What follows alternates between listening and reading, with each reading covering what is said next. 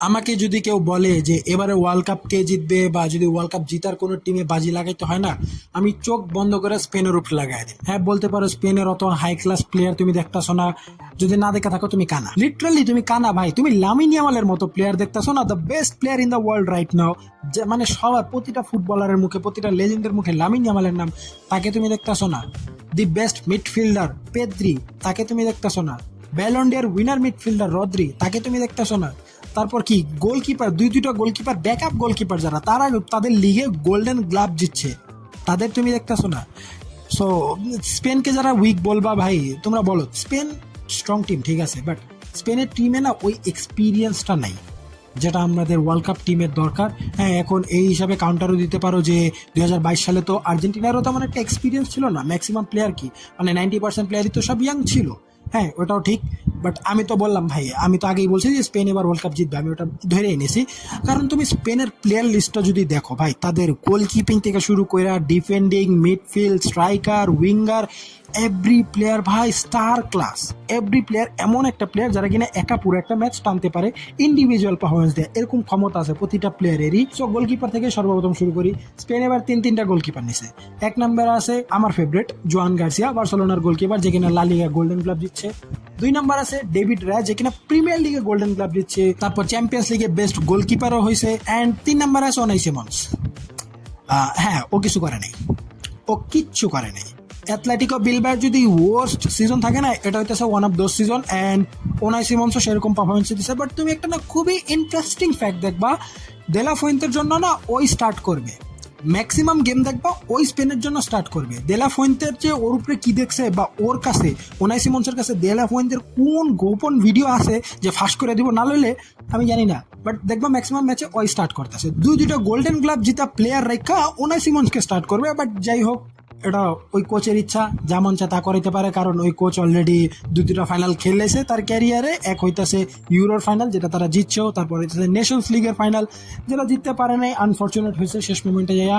But যাই হোক, এই টিমের সেই এক্সপিরিয়েন্সড গোলকিপার আছে যার দরকার। অ্যান্ড এখন আসি অ্যাটাকের কথা, অ্যাটাক বলে ডিফেন্সের কথায়, কারণ অ্যাটাক ওটা সবার পরে ধরবো। অ্যাটাকে ভাই যে লেভেলের ভ্যারাইটি আছে, বলতে বলতে শেষ হয়ে যাবো। সো সর্বপ্রথম ডিফেন্সের কথায় আসি। সো ডিফেন্ডিংয়ে রাইট ব্যাক হিসেবে থাকবে লোরেন্তে।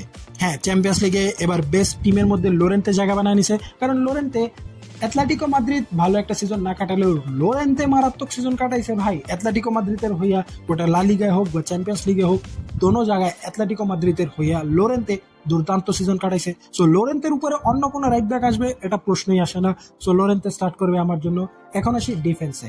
সর্বপ্রথম থাকবে কুবার্সি, এবং তার ব্যাকআপ হিসাবে আছে কে, একবার ভাবো না, ভাবো কে আছে তার ব্যাকআপ হিসাবে? আছে বার্সেলোনারই আরেকটা প্লেয়ার এরিক গার্সিয়া, যে কিনা খালি সিবি হিসাবে খেলতে পারে না, রাইট ব্যাকও খেলতে পারে, মিডফিল্ডও খেলতে পারে। মিডফিল্ডের লেগা তো ইউজলেস ভাই।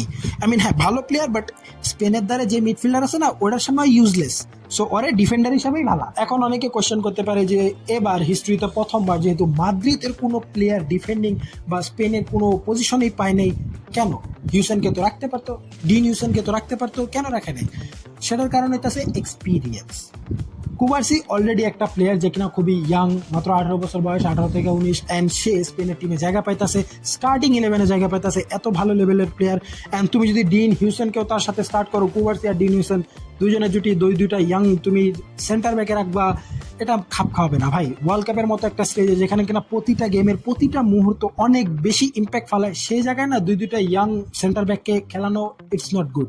সো দেলা ফুয়েন্তে সেটা ভালোভাবে জানে, যার কারণে দেলা ফুয়েন্তে ইন্টারভিউতে বলছো ভাই যে আমি কোনো ক্লাব দেখা প্লেয়ার লই না, আমি প্লেয়ার দেখা, প্লেয়ারের এক্সপিরিয়েন্স দেখা, প্লেয়ারের ইম্প্যাক্ট দেখা প্লেয়ারকে আমার টিমে চুজ করছি।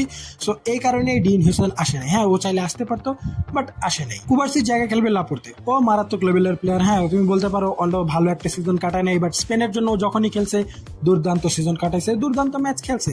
সো কুবার্সির সাথে আমরা ওর জুটিটাই ম্যাক্সিমাম টাইম দেখা থাকবো। অ্যান্ড এখন যদি লেফট ব্যাকের কথা বলি, লেফট ব্যাকে আছে কে? খুবই মানে একটু চিন্তা করো কে থাকতে পারে স্পেনের লেফট ব্যাকে। খুবই বিখ্যাত নাম, কুখ্যাত জায়গা মনে আছে, ওর নাম ওই কু দিয়েই আসে, কুকুরেলা। হ্যাঁ, কুকুরেলা, যার কিনা চুলে কাউয়ার বাসা। বাট কাউয়ার বাসা হোক যাই হোক, প্লেয়ার রল চুল টানুক যাই হোক, ওটা অ্যাডভান্টেজ। যদি প্লেয়ার রল চুল টানে না, ওটা স্পেনের জন্য অ্যাডভান্টেজ। ফাউল পাইবো, কাট পাইবো, ইজি। বড় চুল রাখো তোমরা, চুল টান দিব, কাট পাই যাবা। ইজি ফাউল পেয়ে যাওয়া। বাট যাই হোক, কুকুরেলা চেলসির হয়ে ভালো একটা সিজন কাটাইছে। চেলসি হ্যাঁ অত ভালো একটা সিজন কাটানে, ইউরোপ থেকে আউট হয়ে গেছে, বাট ন্যাশনাল টিমে কুকুরেলা খুবই ভালো ইম্প্যাক্ট ফেলাইছে। হ্যাঁ এখানে বালদে আসতে পারতো, বাট বালদে বার্সেলোনার হয়ে এই সিজন খুবই খারাপ খেলছে ভাই, যার কারণে বালদে এই জায়গায় চান্স পায় নাই।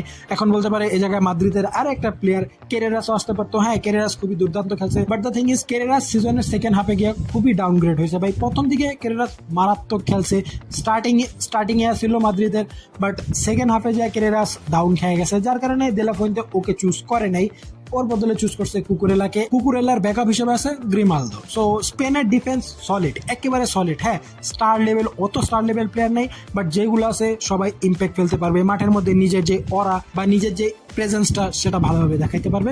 সো হ্যাঁ স্পেনের ডিফেন্স সলিড, তো গোলকিপারও গেল, ডিফেন্সও গেল, দোনো জায়গায় সলিড। এখন আসি মিডে। স্পেনের মিড ভাই, যদি তুমি ফ্রান্সের অ্যাটাকিং বলো, নেদারল্যান্ডের ডিফেন্ডিং বলো, তারপর যদি পর্তুগালের মিডও বলো, পর্তুগালের মিড থেকেও যদি ভালো কোনো মিড থাকে না, সেটা হইতেছে স্পেনের।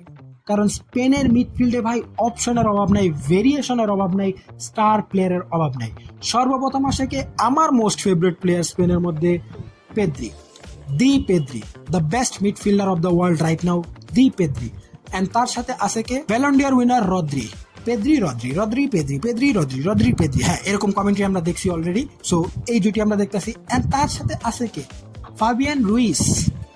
তুমি একবার ভাবো, ফাবিয়ান রুইজের ব্যাকআপ কে রাখবা, জুবিমেন্দি, তার ব্যাকআপ কে রাখবা, গাভি, মানে অভাব নাই। তারপর যদি অ্যাটাকে যায় আছে কে, দানি অলমো, অত ভালো সিজন কাটায় নেই, বাট স্পেনের জন্য ভালো খেলে, স্পেনের নাম্বার 10, ও ভালো খেলে স্পেনের জন্য, ওকে কেউ কিছু বলবা না। হ্যাঁ সো দানি অলমো আছে। সো স্পেনের না মিডফিল্ডে ভ্যারিয়েশনের অভাব নাই, ওরা চাইলে বিভিন্ন ভ্যারিয়েশনে খেলতে পারে, বাট একটা জিনিস শিওর থাকবা, স্পেনের মিডফিল্ডে পেদ্রি থাকবো। ধৈরাই নাও, মিডফিল্ডে অন্যান্য যেই প্লেয়ার হোক, পেদ্রি অলওয়েজ স্টার্টিং 11-এ থাকবে। কারণ পেদ্রি স্পেনের জন্য যতটা দিছে বা যতটা ইম্প্যাক্ট ফালাইছে, অন্যান্য কোনো প্লেয়ারও এত ফালায় নেই। হ্যাঁ বলতে পারো রদ্রি ফালাইছে, বাট রদ্রি লাস্ট 2-3 সিজন ধরে ওই ব্যালন ডি জেতার পর যে ইঞ্জুরি খাইছে, তারপর থেকে রদ্রির ওই অরাটা আর নাই, পেদ্রি সে জায়গায় টেক ওভার করে নিছে। সো পেদ্রি স্টার্টিং 11-এ থাকবে, এটা শিওর থাকো। এখন আসি স্পেনের সবচাইতে ডেডলি জায়গা, সেটা হইতেছে অ্যাটাক। হ্যাঁ বলতে পারো স্টার ক্লাস কোনো স্ট্রাইকার তো নাই, ফারান তোরেসরে বুঝলে আসো, মানে হ্যাঁ বার্সেলোনার হয়ে অনেক ভালো খেলে নাই, বাট অনেক গোল করছে, চান্স অনেক মিস করছে, বাট গোল করছে। অনেক স্ট্রাইকার থেকে, বর্তমান ওয়ার্ল্ড কাপে যতগুলো স্ট্রাইকার খেতেছে, অনেক স্ট্রাইকার থেকে বেশি গোল করছে। তাছাড়াও স্ট্রাইকারের অভাব নেই, অনেক স্ট্রাইকার আছে, সেল্টা ভিগো স্ট্রাইকার আছে, তারপর ওয়ারজাবাল আছে রিয়াল সোসিয়াদ থেকে। ওয়ারজাবাল তো এই সিজন মারাত্মক খেলতা ছিল, পিচিচি অ্যাওয়ার্ডের মানে কন্টেন্ডার ছিল, যেখানে কিনা কিলিয়ান এমবাপ্পে জিতে নিছে, বাট ও কন্টেন্ডার ছিল। তারপর সেল্টা ভিগোর যে স্ট্রাইকার, ও ছিল কন্টেন্ডার, ও ছিল ক্যান্ডিডেট এই পিচিচি অ্যাওয়ার্ডের জন্য, বাট যাই হোক at the end Kylian Mbappe জিতছে। বাট স্পেনের স্ট্রাইকার পজিশন এবার গতবারের তুলনায় ভালো আছে। গতবার কে আসছিল, মোরাতা, ও ময়রা খেলতো ভাই, গোল দেওয়া কি ভুললাই গেত, ও যে মানে ডিবক্সে ঢুকা ভুললাই গেত, ও যে প্লেয়ার অপোনেন্টের ডিফেন্ডার হয়ে খেলতো। ও যখন পেনাল্টি হতো না, আমি ধরে নিতাম ওয়া অপোনেন্ট তো এক গোল লাগাই গেছে, কারণ হয়তো পেনাল্টি আসমানে মারবে, ঠিক তাই হতো। হালা বার পোস্টেও মারতো না, বার পোস্টের আসমানে মারতো ভাই, ওই ফুটবল খেলতে হতো না, ক্রিকেট খেলতে হয়, 6 মারতো। সো এবার মোরাটা চান্সই পায়নি, কারণ এবার স্ট্রাইকারের অভাব নেই। অ্যান্ড ফারান তোরেস, হ্যাঁ বার্সেলোনার জন্য অত ভালো সিজন খেলে নাই, বাট 20+ গোল করছে, প্লাস লাস্টের দিকে সিজনের শেষের দিকে ফারান তোরেসের ভিতরে যে কোন বুট ঢুকছে কে জানে, আর বুঝতে পারছে যে না আমার তো স্পেনের স্কোয়াডে আসা লাগবে, আমার খেলা লাগবে, তখন খেলা শুরু করে দিছে হালায়। পুরো সিজন যদি খেলতো না, আমরা আরো একটা ভালো রেজাল্ট দিতে পারতাম। হ্যাঁ অলরেডি ভালো রেজাল্ট দিছি, বাট আরো ভালো একটা রেজাল্ট পাইতাম। বাট যাই হোক at the end Farhan Torres সিজনের শেষের দিকে এসে খুবই ভালো খেলছে, লাস্ট ম্যাচে গোলও করছে ফারান তোরেস, আঙ্কার মেসিয়ালা গোল করছে তাও আবার। সো ফারান তোরেস ভালো একটা স্ট্রাইকার অপশন আছে। অ্যান্ড রাইট উইং পরে ধরি, লেফট উইং এ আগে আসি। লেফট উইং এ আসে নিকো উইলিয়াম। হ্যাঁ বলতে পারো খারাপ সিজন গেছে, তারপর ইঞ্জুরি ভরা সিজন গেছে, বাট যখন কিনা স্পেনের কথা আসে, স্পেনে লেফট উইং আর রাইট উইং এর যে জুটি, লেফট উইং আছে নিকো উইলিয়াম, আর রাইট উইং আমার বলার দরকার নেই, the best player of the world right now Lamine Yamal আছে।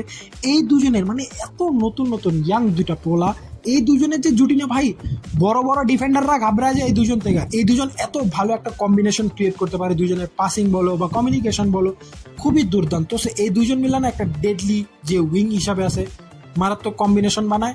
সো নিকো উইলিয়াম ইঞ্জুরি থেকে আইলো, স্পেনের জন্য দুর্দান্ত খেলছে, সেটা আমরা লাস্ট ইউরোতেই দেখছি, নেশনস লিগেও দেখছি। সো এই ওয়ার্ল্ড কাপে আমরা তাই দেখতে গেতেছি, আশা করবো যাতে তাই দেখি। বাট স্পেনের সবচেয়ে বড় যে প্লাস পয়েন্ট সেটা হইতেছে লামিন ইয়ামাল, বাট স্পেনের সবচেয়ে বড় যে কনসটা আছে বা সবচেয়ে বড় দুর্বল পয়েন্ট আছে সেটাও লামিন ইয়ামাল। অ্যান্ড সেটা কীভাবে প্লাস পয়েন্ট আবার কীভাবে দুর্বল পয়েন্ট হয়?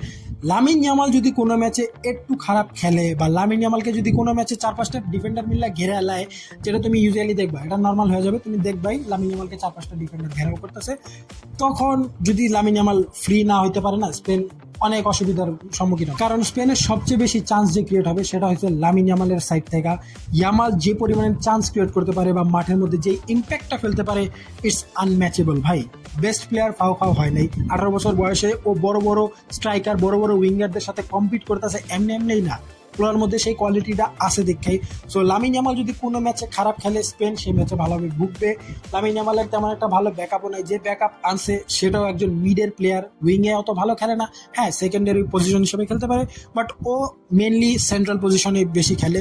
সো লামিন ইয়ামাল যদি কোনো ম্যাচে আনফিট থাকে বা কোনো ম্যাচে যদি ওকে একটু বেশি গার্ড দেওয়া হয়, তখন স্পেন ভুগবে। বাট যতই ভুগুক, আমার মনে হয় না লামিন ইয়ামালকে সহজে কেউ আটকাতে পারবে। লামিন ইয়ামাল ভাই এমন একটা প্লেয়ার যে একা পুরো একটা টিমকে টাইনা নিয়ে যেতে পারে। এই সিজন আমরা বার্সেলোনাকে সেটা দেখছি, যখন পেদ্রি ছিল না, রাফিনিয়া ছিল না, লেভানডস্কি ছিল না, লামিন ইয়ামাল একা পুরো টিম টানছে। এবার আমরা তাই দেখবো। সো আমার মতে আমার মোস্ট ফেভারিট টিম যদি হয়, যদি ওয়ার্ল্ড কাপ কোনো টিম জিতা থাকে, সেটা হচ্ছে স্পেন। কারণ স্পেনের মধ্যে সেই কোয়ালিটি আছে, সেই প্লেয়ার আছে। এক্সপিরিয়েন্স না থাকলেও এক্সপিরিয়েন্স এতটাও ম্যাটার করে না যতটা এক্সপিরিয়েন্স দরকার আছে। সো দেখা যাক এট দি এন্ড কি হয়। স্পেন জিতবে, আমার এবারের প্রেডিকশন স্পেনই হবে। But fully detail prediction video দেখতে চাইলে অবশ্যই সাবস্ক্রাইব করে দাও, কারণ প্রেডিকশন ভিডিও আমরা বানাবো। সো দেখা হচ্ছে তোমাদের সাথে নেক্সট কোনো ওয়ার্ল্ড কাপ স্কোয়াড রিভিউতে। আলটিল দেন চ্যানেলটাকে সাবস্ক্রাইব করে দাও, ভিডিওকে লাইক করে দাও, কমেন্ট সেকশনে জানাও তোমার মতামত, অ্যান্ড পিস আউট।